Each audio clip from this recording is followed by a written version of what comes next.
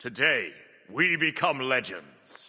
One of the most common guide requests I get is how to play from behind, and I can totally see why. Playing from ahead is easy. You can literally play worse than your opponent and still win a trade or team fight because you just have more items and more levels than they do. But that is equally true in reverse. If you're behind, you can play better than your opponent and still lose a trade or fight simply because they have bigger numbers than you. And while it's a tough topic to give hard and fast advice on since it's very situational, I thought I'd put together 7 general tips and mindsets that you can keep in mind when playing from behind in Smite 2. This will be a conquest focused guide, but some of the things discussed here can be applied to other modes as well, so let's jump in. So first up, we have probably the most general tip of the list, but also one of the most important, and that is to go where your enemy isn't in order to get farm. As mentioned in the intro, taking fights when you're behind inherently means you have to play better than your opponent, and that effect scales the more behind you are. And if you're behind, it likely means your opponent was playing better than you for a period of time, and that's how they got their lead. Obviously, there are times when you just got spam ganked or counterpicked or trolled by your team, but if you genuinely believe that's the reason every time, then you're just preventing yourself from improving. Most of the time you're behind, at least in part, because you've been outplayed. So unless you can seriously step up your game and stack the odds in your favor, taking more fights with the enemy is just going to result in you losing and becoming further behind. That's where this tip comes in. You can't fight them, so don't. Go where they aren't and soak up as much farm as you can and catch up or at least stem some of the bleeding. This is harder to do in lane because obviously you do need to get your waves and the enemy will also be doing that, and you might have to fight at least a little bit, but you can at least try and take safe camps away from the enemy while they push the wave. This is more applicable in the late game though, when rotations are happening. Try to go somewhere where the enemy isn't and get as much farm as you can. If you see the enemy on Gold Fury, go to solo lane and grab some waves or camps. If you see the enemy on Fire Giant, go to duo and collect some farm there. If you see the entire enemy team pushing down mid, go to a side lane. You get the picture. This kind of ties into my next point, so let's get into that. You don't have to contest every objective. I get it, objectives are powerful and they absolutely win games, especially the Fire Giant. But if your entire team is behind, it will often result in the enemy taking the fight, picking up kills, and still getting the objective afterwards anyway, or even straight up ending the game. I'm not saying give up every objective. There are cases where you can and should contest, and deciding on that will be very situational. But don't go in with the mindset that you absolutely have to contest every objective when you're behind. Sometimes it's better to just split your team and send everyone to collect some farm on the map. If your whole team goes and gets a couple of waves each or jungle camps while the enemy takes an objective, that's often better than trying to contest it. Sure, you might steal it or even win the fight, but the odds are not in your favor, and the safer play is to just soak up farm around the map in the downtime when you know most or all of the enemy team are occupied on an objective. You can also trade objectives sometimes, which is something I highly recommend. If you see the enemy team committing to a Gold Fury, go to Pyro and grab that while they do it. This is fairly low risk as most or all of the enemy team will be occupied at gold, and not only do you get Pyro, it means the enemy team can't take it after they do gold, stifling their lead. The same can be true of Fire Giant. Sometimes the play is just to give up FG. If the enemy got an opening pick and you're in a 4v5 and you're behind, you would need some seriously good plays and a healthy amount of luck to make that fight work. So what is often the better play is just to go to Gold Fury and take that. The same thing applies here. Not only did you get some farm, you also took an objective off the map that the enemy team would have almost certainly cleaned up after they were done at Fire Giant. As I mentioned earlier, this point and the previous point about going where the enemy isn't kind of tie into each other. Instead of taking a fight with the odds stacked against you, just give up that objective and either take a different one or split the map and soak up as much farm as a team that you can. In the case of FG, this can also help by pushing up the minion waves while they take FG, which means they have to waste some of their FG uptime pushing the waves back, giving you some breathing room. Again, this is very situational, and I'm absolutely not telling you to ignore every objective on the map because your team is 2k gold down. But I often see less experienced players just inting to defend an objective that they have no real hope of defending, and this can even lose you the game sometimes. If the enemy got a pick and have a 5v4 at Fire Giant, it can often be better to just let them have it and set up a defense to hold them off until your team respawns, and then you can defend as 5, rather than trying to contest FG, getting wiped, and the enemy team ends the game right there. My next point is also somewhat related to that, being shutdown kills. These happen when you kill an enemy that is on a 3 or more kill streak, and scale up with more kills to a cap of 750 gold for 1 kill. Shutdowns in Smite 2 are extremely powerful as a comeback mechanic. mechanic, and playing for them can often be one of the better ways to claw back into a match if you're behind. For example, if you have 3 guys who are 1-5, 0-6, and 2-7, you're all worth practically no gold to the enemy at that point. Just as gold bounty increases for players on kill streaks, it decreases for players on death streaks. So if you send those 3 people in to collect a kill on the enemy jungle who's 12-1, you'll often come out ahead despite losing 3 players to kill 1. Of course, like with basically everything discussed here, this is situational and you have to consider the consequences of 3 of your team dying for 1 kill. Yes, you might go up on gold in that trade, but if the resulting 4v2 lets the enemy take Gold Fury, then you're back to being down in gold overall. But there are definitely situations where overcommitting for a shutdown kill is the right play when you're very far behind. So my next point is one that I've touched on already, but that's base defense. If you're behind as a team, you will almost certainly have to defend your base at one point or another. One thing I see a lot of players doing is committing to defending tier 2 towers against a fire giant push from the enemy, and this is almost always a bad idea. Again, situational, blah blah blah. If 3 of the enemy team are pushing solo lane and you have a 5v2 to defend a dual lane tier 2 tower, then yeah, it's probably a good idea to capitalize on that. But most of the time when the enemy is pushing as a full team after taking FG, just giving up the tier 2 tower is the better play.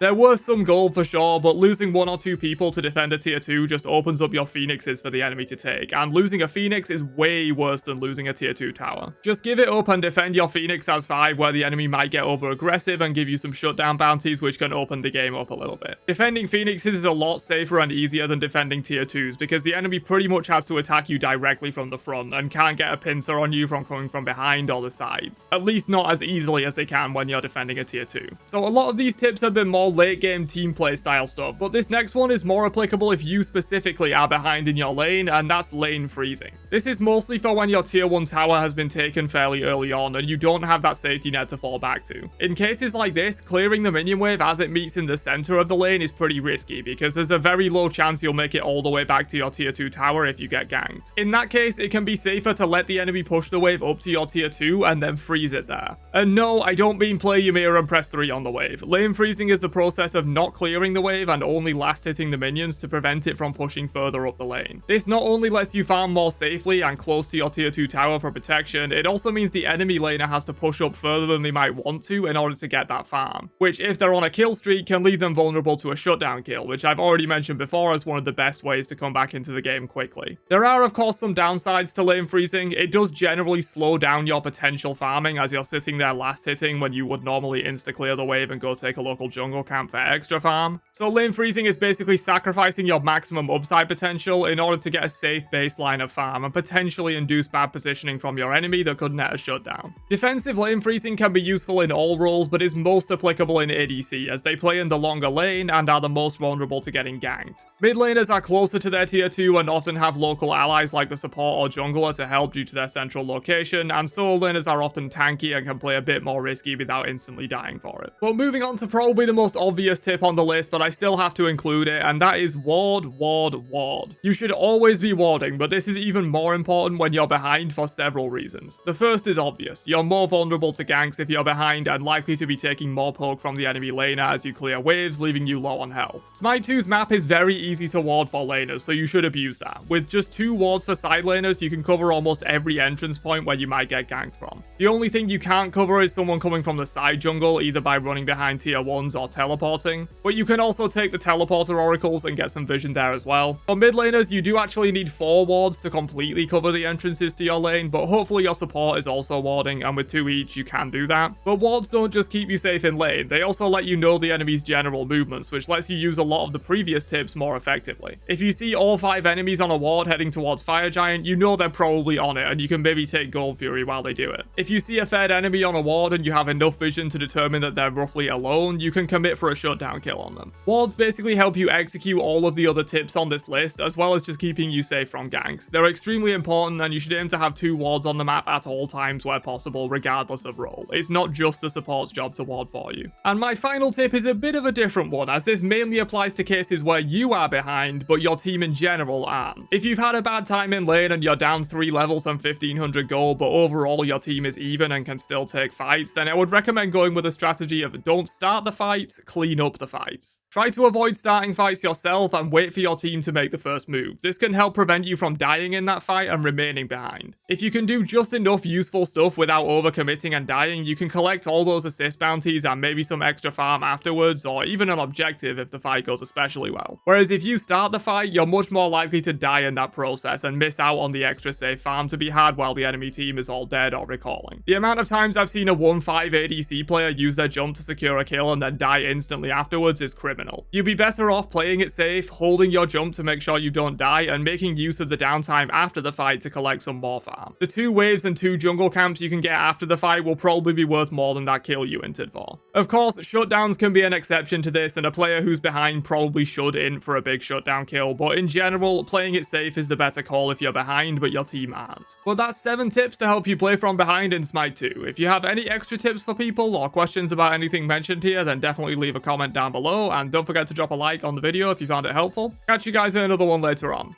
Have a great day, and peace out, you nerds.